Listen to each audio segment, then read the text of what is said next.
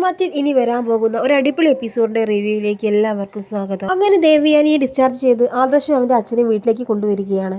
നയന ഇവിടെ ഇല്ലാത്ത സ്ഥിതിക്ക് നീ വേണം മോളെ ദേവേച്ചിയുടെ കാര്യങ്ങളൊക്കെ നോക്കാൻ. അവസരം നീ ഒരിക്കലും പാഴാക്കരുത് എന്നൊക്കെ രേവതി അനാമികയെ പറഞ്ഞു ഏൽപ്പിക്കുന്നുണ്ട്. അങ്ങനെ അനാമിക ഭക്ഷണവും വെള്ളവും എല്ലാം എടുത്തു കൊടുത്ത് ദേവയാനിയെ നോക്കുന്നത് പോലെ അഭിനയിക്കുകയാണ്. ആദർശം ജയനും അടുത്ത ദിവസം മല ചവിട്ടാൻ പോവുകയാണ്. ഇനി 1-2 ആഴ്ച കഴിഞ്ഞ് അവർ തിരിച്ചു വരികയുള്ളൂ. അങ്ങനെ ആദർശം ഇല്ലാത്ത സമയത്താണ് ആദർശിന്റെ കൂട്ടുകാരൻ കിരണും കല്യാണിയും ദേവയാനിയെ കാണാൻ വേണ്ടി അനന്തപുരിയിലേക്ക് എത്തുന്നത്. അമ്മയ്ക്കിപ്പോൾ എങ്ങനെയുണ്ട്? ബിസിനസിന്റെ ചില തിരക്കുകൾ കാരണം അമ്മയെ വന്ന് കാണാൻ സാധിച്ചില്ല. അതുകൊണ്ടാണ് ഇപ്പോൾ കല്യാണിയെ കൂട്ടി ഞാൻ ഇങ്ങോട്ട് വന്നത്. കിരൺ മോനെ, ഇപ്പോൾ എനിക്ക് കുഴപ്പമൊന്നുമില്ല. മോളുടെ കൂട്ടുകാരിയില്ലേ ആ നയന, എനിക്ക് സുഖമില്ല എന്നറിഞ്ഞപ്പോൾ എന്നെ നോക്കേണ്ടി വരുമെന്ന് കരുതി ഇവിടെ നിന്ന് പോയതാണ്. പിന്നെ അവളുടെ പൊടി പോലും ഞാൻ കണ്ടിട്ടില്ല. ഞങ്ങൾ രണ്ടുപേരുടെയും ബ്ലഡ് ഗ്രൂപ്പ് ഒന്നാണ് എന്നാണ് ഇവിടെയുള്ളവർ പറയുന്നത്. അപ്പോൾ എനിക്ക് ലിവർ തരേണ്ടി വരുമെന്ന് കരുതി അവൾ ഇവിടെ നിന്ന് മുങ്ങിയതാവും. ഇനി വീട്ടിലേക്ക് വന്നാൽ അവൾക്ക് എന്നെ നോക്കണമല്ലോ. അതുകൊണ്ട് അത് മുൻകൂട്ടി കണ്ടുകൊണ്ട് അവൾ എന്നെ തിരിഞ്ഞു പോലും നോക്കിയിട്ടില്ല. അവൾ അങ്ങനെ ജോലിയൊന്നും ചെയ്യാതെ അവളുടെ വീട്ടിൽ സുഖിച്ചു കഴിയുകയാണ്. ഇപ്പോൾ എൻ്റെ കാര്യങ്ങളൊക്കെ നോക്കുന്നത് അനാമിക മോളും അവളുടെ അമ്മയും കൂടിയാണ്. അവരെൻ്റെ കാര്യങ്ങളിൽ ഒരു കുറവും ഇതുവരെ വരുത്തിയിട്ടില്ല എന്നൊക്കെ ദേവയാനി പറയുന്നുണ്ട്. അത് കേട്ട് അനാമികയും രേവതിയും വലിയ സന്തോഷത്തിൽ നിൽക്കുകയാണ്. അനാമിക പറയുന്നത് സത്യമല്ല ആൻറ്റി, നീയെങ്കിലും മരുമകളായ നയനയുടെ മനസ്സ് ആൻറ്റി മനസ്സിലാക്കണം. അങ്ങനെ കല്യാണി അങ്ങനെ പറയുന്നത് കേട്ട് ദേവയാനിക്കാണെങ്കിൽ നല്ല ദേഷ്യം വരുന്നുണ്ട്. നയന എന്ന പേര് കേൾക്കുന്നത് പോലും എനിക്ക് ഇഷ്ടമില്ല മോളെ. എനിക്ക് കരൾ തന്ന് സഹായിച്ച ഒരു പെൺകുട്ടി ജീവനോടെയുണ്ട്. അവൾക്ക് ഞാൻ എത്ര കോടികൾ വേണമെങ്കിലും കൊടുക്കാൻ തയ്യാറാ. എൻ്റെ സ്വന്തം മരുമകൾക്ക് കൊടുക്കേണ്ട സ്നേഹം പോലും അവൾക്ക് കൊടുക്കാൻ വേണ്ടി തീരുമാനിച്ചിരിക്കുകയാണ് ഞാൻ. ഉടനെ ആദർശിനെ കൊണ്ട് ആ നയനയെ ഡിവോഴ്സ് ചെയ്യിപ്പിക്കണം. ഞാൻ പറഞ്ഞാൽ എൻ്റെ മകൻ അനുസരിക്കും. മോനും കൂടി ഒന്ന് ഇക്കാര്യം ഒന്ന് ആദർശിനോട് സൂചിപ്പിക്കണം. ഏതായാലും ആദർശ് മല ചവിട്ടാൻ പോയിരിക്കുകയല്ലേ, ആദർശ് ഇങ്ങോട്ട് തിരിച്ചു വന്നോട്ടെ. നയനയുടെ കാര്യത്തിൽ ഒരു തീരുമാനമെടുത്തേ പറ്റൂ. അതിനുള്ള സമയമായി എന്ന് പറയുകയാണ് ദേവയാനി. അതെ, വല്യമ്മ പറഞ്ഞതാണ് ശരി.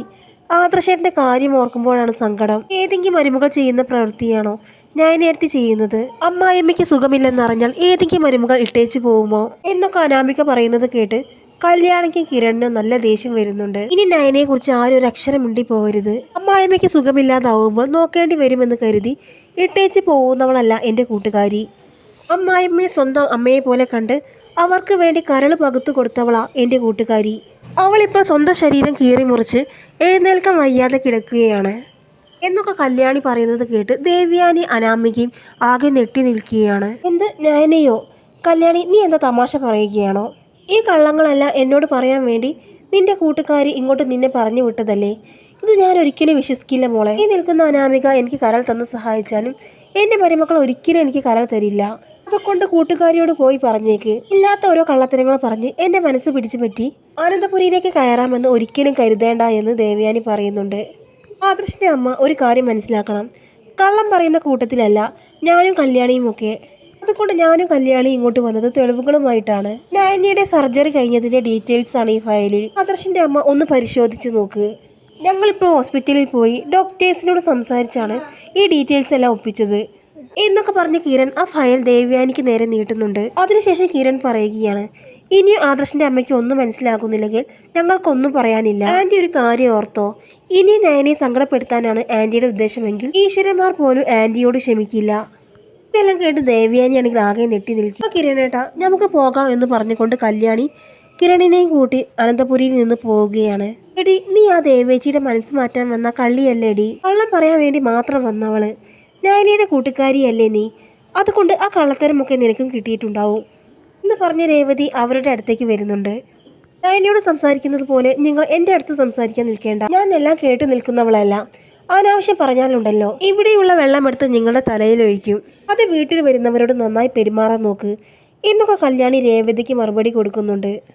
കല്യാണി, നീ എന്തിനാ മാനേഴ്സ് ഇല്ലാത്തവരോടൊക്കെ സംസാരിക്കാൻ പോകുന്നത്? നീ വന്നേ, നമുക്ക് പോകാം എന്ന് പറഞ്ഞുകൊണ്ട് കിരൺ കല്യാണിയെ കൂട്ടിക്കൊണ്ട് അനന്തപുരിയിൽ നിന്ന് പോകുന്നുണ്ട്. അതൊക്കെ കണ്ട് രേവതിയാണെങ്കിൽ ആകെ പേടിച്ച് നിൽക്കുകയാണ്. അന്ന് ദേവയാനി റിപ്പോർട്ടെല്ലാം കണ്ട് ആകെ ഷോക്കഡായി നിൽക്കുകയാണ്. ആ സമയം നവ്യ അങ്ങോട്ട് വന്ന് പറയുകയാണ്, അമ്മായിക്ക് ഇനിയെങ്കിലും നയനയെ ഒന്ന് വിശ്വസിച്ചൂടെ? നിങ്ങളെ സ്വന്തം അമ്മയെ പോലെ സ്നേഹിക്കുന്നത് നയനയാണ്, അല്ലാതെ അനാമികയല്ല. അനാമികയും അവളുടെ അമ്മയും 4 നേരം വല്യമ്മയ്ക്ക് കൊണ്ടുവരുന്ന ഭക്ഷണമില്ലേ, ഇത് അവരുണ്ടാക്കിയതല്ല. ഇത് ജാനകി ചെറിയമ്മ വളരെ കഷ്ടപ്പെട്ടുണ്ടാക്കി അവർക്ക് കൊടുക്കുന്നതാണ്. അല്ലാതെ ആ അനാമികയും അവളുടെ അമ്മയും ജാനകി ചെറിയമ്മയെ ഒന്ന് സഹായിക്കുക പോലുമില്ല. അവളുണ്ടാക്കിയ ഭക്ഷണമാണെന്ന് കള്ളം പറഞ്ഞാണ് അത് വല്യമ്മയ്ക്ക് കൊണ്ടുതരുന്നത്. നയനയ്ക്ക് വല്യമ്മയ്ക്ക് ഭക്ഷണമെല്ലാം ഉണ്ടാക്കി തരണമെന്ന് നല്ല ആഗ്രഹമുണ്ട്. പക്ഷെ അവളുടെ ആരോഗ്യം അതിന് സമ്മതിക്കുന്നില്ല എന്നൊക്കെ പറയുകയാണ് നവ്യ. നയനയാണ് എനിക്ക് കരൾ തന്നു എന്ന കാര്യം ഇത്രയും കാലം നിങ്ങൾ മറച്ചു വെച്ചത്. അതുകൊണ്ടല്ലേ ഞാൻ അവളെ വെറുത്തത്. അന്ന് തന്നെ എല്ലാ കാര്യവും നിങ്ങൾക്ക് എന്നോട് പറഞ്ഞുകൂടായിരുന്നോ എന്നൊക്കെ പറയുകയാണ് ദേവയാനി. വല്യമ്മയോട് ഇക്കാര്യം ആദ്യമേ പറഞ്ഞിരുന്നെങ്കിൽ എന്തായാലും നയനയെ കൂടുതൽ വെറുക്കുമായിരുന്നു. അതുകൊണ്ടാണ് വല്യമ്മയോട് ഇക്കാര്യം പറയാതിരുന്നത്. അവളെ പ്രതിഫലമൊന്നും മോഹിച്ചല്ല ഈ പുണ്യപ്രവൃത്തി ചെയ്തത്. മാത്രമല്ല അന്ന് ആ പാല് കുടിക്കേണ്ടത് വല്യമ്മയായിരുന്നില്ല, ഈ ഞാനായിരുന്നു. അനാമികയും അവളുടെ അമ്മയും ചേർന്ന് എന്ന് നവ്യ പറയാൻ പോകുമ്പോൾ മതി മോളെ, ഇനി മോൾ കൂടുതലൊന്നും പറയണ്ട എന്ന് പറഞ്ഞുകൊണ്ട് ദേവയാനി പൊട്ടിക്കരഞ്ഞുകൊണ്ട് അവിടെ നിന്ന് പോവുകയാണ്. എന്ത് പറ്റി വല്യമ്മേ, എന്തിനാണ് വല്യമ്മ കരയുന്നത്, എന്ത് പറ്റി എന്നൊക്കെ ചോദിച്ചുകൊണ്ട് അനാമിക ദേവയാനിയുടെ അടുത്തേക്ക് വരുന്നുണ്ട്. ആ സമയം കുറച്ച് വെള്ളവുമായിട്ട് അനാമിക ദേവയാനിയുടെ അടുത്തേക്ക് വരുന്നുണ്ട്. എനിക്കൊന്നും വേണ്ട, നീ ഒന്ന് റൂമിൽ നിന്ന് പോകുമോ, എനിക്ക് കുറച്ച് സമാധാനം വേണം എന്നൊക്കെ ദേവയാനി അനാമികയോട് പറയുന്നുണ്ട്. പക്ഷെ ദേവയാനിയുടെ സ്നേഹം പിടിച്ചു പറ്റാൻ വേണ്ടി അനാമിക അവരുടെ അടുത്ത് തന്നെ നിൽക്കുകയാണ്. വല്യമ്മയുടെ കാര്യങ്ങളൊക്കെ ഒരു കുറവുമില്ലാതെ നോക്കണമെന്നാണ് മുത്തശ്ശൻ പറഞ്ഞിരിക്കുന്നത്. അതുകൊണ്ട് എന്ത് വേണമെങ്കിലും എൻ്റെ അടുത്ത് പറഞ്ഞാൽ മതി. അങ്ങനെ അനാമിക പറയുമ്പോൾ എനിക്കൊന്നും വേണ്ട അനാമികയെ, നീ നിന്റെ കാര്യം നോക്കി ഇവിടെ നിന്ന് പോകാൻ പറ്റുമോ, എനിക്കൊന്നും വേണ്ട അനാമികയെ, നീ നിന്റെ കാര്യം നോക്കി ഇവിടെ നിന്ന് പോയിക്കോ, ഇപ്പോൾ കുറച്ച് സമാധാനമാണ് ആവശ്യം എന്ന് പറഞ്ഞുകൊണ്ട് ദേവയാനി മുത്തച്ഛൻ്റെ റൂമിലേക്ക് പോകുന്നുണ്ട്. നയനയുടെ കൂട്ടുകാരി വന്ന ശേഷമാണ് ദേവയാനിക്ക് ഈ മാറ്റമെല്ലാം ഉണ്ടായത്. ഒരാൾ കൊടുത്തത് ആ നയനയാണത്രേ. ഇനി അവളെ ആയിരിക്കില്ലേ വല്യമ്മ സ്നേഹിക്കാൻ പോകുന്നത് എന്ന് പറയുകയാണ് അനാമിക. ഞാനും നിന്റെ അച്ഛനും എത്ര പറഞ്ഞതാണ് നിന്നോട് ദേവേച്ചിക്ക് ബ്ലഡ് എങ്കിലും കൊടുക്കാൻ, എങ്കിൽ കുറച്ചെങ്കിലും സ്ഥാനം നിനക്ക് ഈ വീട്ടുകാർ തന്നേനെ. പക്ഷെ നീ സമ്മതിച്ചില്ലല്ലോ. പക്ഷെ നല്ലൊരു അവസരമാണ് നീ നഷ്ടപ്പെടുത്തിയത് എന്നൊക്കെ പറയുകയാണ് രേവതി. എന്താ ദേവയാനി ഇത്, നീ എന്തിനാണ് കരയുന്നത്, വയ്യാതെ കിടക്കുമ്പോൾ നീ എന്തിനാണ് ഞങ്ങളുടെ റൂമിലേക്ക് വന്നത്, നിനക്ക് എന്ത് പറ്റി എന്നൊക്കെ ദേവയാനി ചോദിക്കുന്നുണ്ട് മുത്തശ്ശൻ. എനിക്കൊരു തെറ്റ് പറ്റിപ്പോയി അച്ഛാ, എന്നോട് ക്ഷമിക്ക്, ഞാനെല്ലാം അറിഞ്ഞു. നിങ്ങൾക്കെങ്കിലും നേരത്തെ ഇക്കാര്യം എന്നോട് പറഞ്ഞുകൂടായിരുന്നോ എന്ന് പറഞ്ഞ് മുത്തശ്ശൻ്റെ കാലിൽ വീണ് കരയുകയാണ് ദേവയാനി. അത് കണ്ട് മുത്തശ്ശൻ ആകെ വല്ലാതെ നിൽക്കുകയാണ്. നയൻ്റെ മോളുടെ നിർബന്ധമായിരുന്നു ഇക്കാര്യം ആരോടും പറയരുതെന്ന്. ഈ മോശ പ്രവൃത്തി കണ്ട് പലപ്പോഴും എനിക്ക് നിന്നോട് പറയാൻ തോന്നിയതാണ്. എന്നെ തന്നെ കൺട്രോൾ ചെയ്ത് നിൽക്കുകയായിരുന്നു. നീ കൊടുത്ത 50 ലക്ഷം പോലും നയനമോൾ വാങ്ങിയിട്ടില്ല. മോൾക്ക് വേണ്ടത് പണമല്ല ദേവയാനി, നിന്റെ സ്നേഹമാണ്. പറ്റുമെങ്കിൽ ഒരു അമ്മയുടെ സ്നേഹമെങ്കിലും നീ മോൾക്ക് കൊടുക്ക്. അങ്ങനെയെങ്കിൽ മോളുടെ വേദനയൊന്ന് അവസാനിക്കട്ടെ എന്നൊക്കെ പറഞ്ഞ് മുത്തശ്ശൻ പോവുകയാണ്. ഇതെല്ലാം കേട്ട് ആകെ സഹിക്കാതെ നിൽക്കുകയാണ് ദേവയാനി. പിറ്റേ ദിവസം രാവിലെ തന്നെ ദേവയാനി ആരോടും പറയാതെ വീട്ടിൽ നിന്ന് ഇറങ്ങി പോകുന്നുണ്ട്. അങ്ങനെ അനാമിക മരുന്നും വെള്ളവുമായിട്ട് റൂമിലേക്ക് വന്നപ്പോൾ ദേവയാനി അവിടെ കാണുന്നില്ല. അയ്യോ വല്യമ്മയെ കാണുന്നില്ലല്ലോ എന്ന് പറഞ്ഞുകൊണ്ട് രേവതിയെയും ജാനകിയും ഒക്കെ അനാമിക വിളിക്കുന്നുണ്ട്. അത് കേട്ട് രേവതിയും ജാനകിയും ഓടിയെത്തുകയാണ്. വയ്യാത്ത ദേവേച്ചി എവിടെ പോയിരിക്കുക, ഇവർക്ക് ഇതെന്തിൻ്റെ കേടാ എന്നൊക്കെ രേവതി ചോദിക്കുമ്പോൾ ഞാൻ എന്തായാലും ഇക്കാര്യം അച്ഛനോട് പറയാൻ പോവുകയാണ്. വീട്ടിലെ ആണുങ്ങളില്ലാത്ത സമയത്താണ് ഇതൊക്കെ സംഭവിക്കുന്നത് എന്ന് പറഞ്ഞ് ജാനകി മുത്തശ്ശനെ വിവരം അറിയിക്കുന്നുണ്ട്. അതേസമയം ദേവയാനി നാനിയുടെ വീട്ടിലേക്ക് വന്നിരിക്കുകയാണ്. ദേവയാനിയെ കണ്ടതും കനകയും ഗോവിന്ദനും നെട്ടുന്നുണ്ട്. എന്താ ദേവയാനി ഇങ്ങോട്ടൊക്കെ വരാൻ തോന്നിയത് എന്ന് ചോദിച്ചുകൊണ്ട് ഗോവിന്ദൻ അങ്ങോട്ട് വരുന്നുണ്ട്.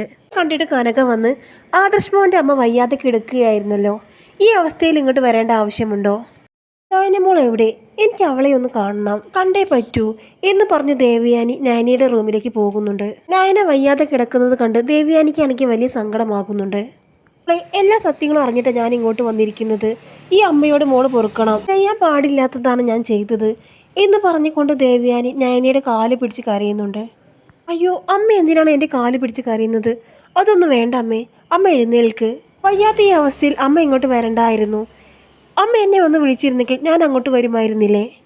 ഞാൻ ചെയ്ത തെറ്റ് പുറത്ത് മോൾ എൻ്റെ കൂടെ വരണം. മോൾ ഇവിടെയല്ല താമസിക്കേണ്ടത്, അനന്തപുരിയിലാണ്. അതുകൊണ്ട് മോൾ എന്തായാലും എൻ്റെ കൂടെ വരണമെന്നൊക്കെ ദേവയാനി പറയുന്നുണ്ട്. സമയം നന്ദു അങ്ങോട്ട് വരികയാണ്. എന്തിനാണ് ആദർശേട്ടൻ്റെ അമ്മ എൻ്റെ ചേച്ചിയെ ഇപ്പോൾ കൊണ്ടുപോകുന്നത്, വീട് എൻ്റെ ചേച്ചിയെ ഉപദ്രവിക്കാൻ വേണ്ടിയാണോ, ശരീരം പോലും തളർന്ന് തീരെ വയ്യാതെയാണ് എൻ്റെ ചേച്ചി ഇവിടെ കിടക്കുന്നത്, ചേച്ചി ഇവിടെ സുഖമായിട്ട് കഴിഞ്ഞോട്ടെ, എന്തിനാ അങ്ങോട്ട് കൊണ്ടുപോയി എൻ്റെ ചേച്ചിയെ ദ്രോഹിക്കുന്നത്. കനക വന്ന് പറയുകയാണ് എൻ്റെ മോളുടെ ശരീരത്തിൽ കുറച്ചെങ്കിൽ ജീവൻ ബാക്കിയുണ്ട്, ഇനി അവിടെ വന്ന് അതുപോലും എൻ്റെ മോൾക്കുണ്ടാവില്ല. കുറച്ച് കാലമെങ്കിലും ഞങ്ങൾക്ക് ഞങ്ങളുടെ മോളെ ജീവനോടെ കാണണം. അതുകൊണ്ട് ആദർശ് അമ്മ ഞങ്ങളോട് ക്ഷമിച്ചേ പറ്റൂ. മോളെ കൊണ്ടുപോകാൻ ഞങ്ങൾ സമ്മതിക്കില്ല. ഞാൻ മോളെ ഉപദ്രവിക്കാനല്ല ഞാൻ അനന്തപുരിയിലേക്ക് കൊണ്ടുപോകുന്നത് എന്നൊക്കെ ദേവയാനി പറയുന്നുണ്ട്. എൻ്റെ മോളെപ്പോലെ സ്നേഹിക്കാനാണ് ഞാൻ അങ്ങോട്ട് കൊണ്ടുപോകുന്നത്. ചെയ്ത തെറ്റുകൾക്കെല്ലാം നിങ്ങൾ എന്നോട് ക്ഷമിക്കണം എന്നൊക്കെ ദേവയാനി പറഞ്ഞപ്പോൾ കനകയും ഗോവിന്ദനും നയനെ അനന്തപുരിയിലേക്ക് പറഞ്ഞു വിടാൻ സമ്മതിക്കുകയാണ്. അങ്ങനെ നയനയുടെ കൈ പിടിച്ച് ദേവയാനി ആ തറവാട്ടിലേക്ക് വരുന്നുണ്ട്. നവ്യ, നീ പോയി വിളക്കെടുത്തു വാ, മോളിപ്പോൾ എൻ്റെ മരുമകളായിട്ടാണ് വന്നിരിക്കുന്നത് എന്നൊക്കെ ദേവയാനി പറയുന്നത് കേട്ട് നവ്യ വിളക്കെടുക്കാൻ വേണ്ടി പോകുന്നുണ്ട്. വല്യമ്മയ്ക്ക് ഇതെന്താണ് പറ്റിയത്? ഇവളാരെ മഹാറാണിയാണോ വിളക്കൊക്കെ എടുത്ത് സ്വീകരിക്കാൻ എന്നൊക്കെ അനാമിക ചോദിച്ചുകൊണ്ട് എത്തുകയാണ്. അതെ, ഞാൻ എൻ്റെ വീട്ടിലെ മഹാറാണിയാണ്. എനിക്ക് ബ്ലഡും കരളും തന്നത് എൻ്റെ മരുമകളാ, അല്ലാതെ അനാമികയല്ല. അനാമികയുടെ ബ്ലഡ് ഗ്രൂപ്പ് എൻ്റെ അതേ ബ്ലഡ് ഗ്രൂപ്പ് തന്നെയായിരുന്നില്ലേ? എന്നിട്ട് നീ എനിക്ക് കരൾ തന്നോ? പോട്ടെ, ബ്ലഡ് പോലും നീ എനിക്ക് തന്നില്ല. ദേവ്യാനിയുടെ ചോദ്യം കേട്ട് അനാമിക ആകെ ചൂളി നിൽക്കുകയാണ്. വല്യമ്മേ, ഞാൻ തന്നേനെ, പക്ഷെ എനിക്ക് ബ്ലഡ് കണ്ടാൽ പേടിയാണ് വല്യമ്മ. ബ്ലഡ് കണ്ടാൽ എൻ്റെ ബോധം പോവും. പിന്നെ ശരീരം കീറി മുറിക്കുന്ന കാര്യം എനിക്ക് ആലോചിക്കാനേ വയ്യ. അതാണ് വല്യമ്മയ്ക്ക് ഞാൻ തരാതിരുന്നത് എന്നൊക്കെ അനാമിക സമ്മതിക്കുന്നുണ്ട്. അനാമികെ, നിനക്ക് എന്നോടുള്ള സ്നേഹം എത്രമാത്രം ഉണ്ടെന്ന് ഞാൻ മനസ്സിലാക്കുന്നുണ്ട്.